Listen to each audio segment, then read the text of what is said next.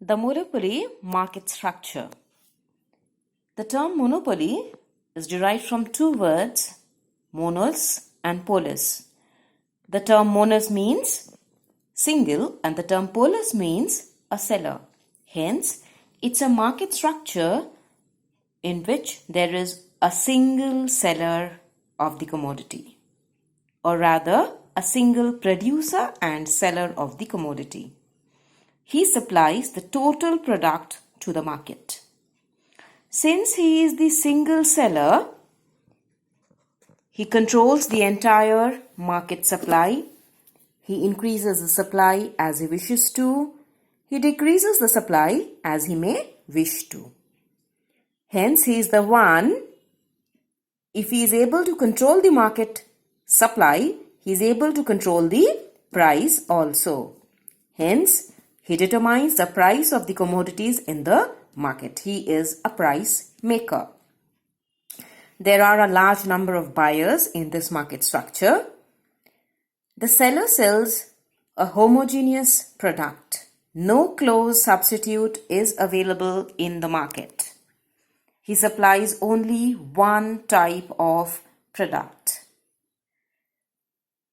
Since there is a single seller, it's implied that no other sellers are allowed to enter into the market.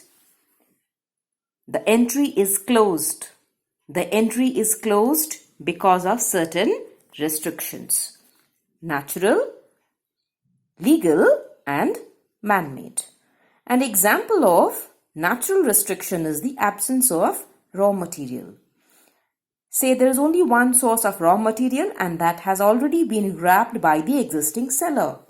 No other sellers are able to get raw materials from the market, hence they cannot produce. There are legal restrictions too.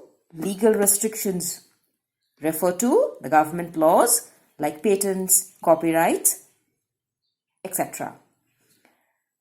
And the man-made restriction, the restriction created by that single seller, is the economies of large scale.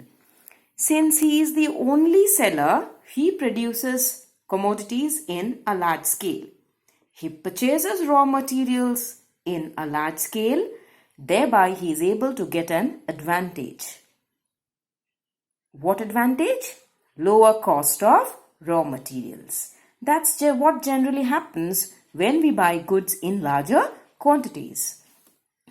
If a new seller intends to enter into the market at this situation, he too will buy raw materials, a lesser quantity of raw material.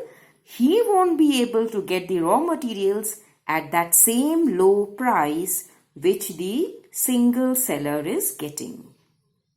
Hence, he cannot supply the products also in the market at the same price. If he does so, he'll face losses and is forced to exit from the market, leaving the only seller in the market.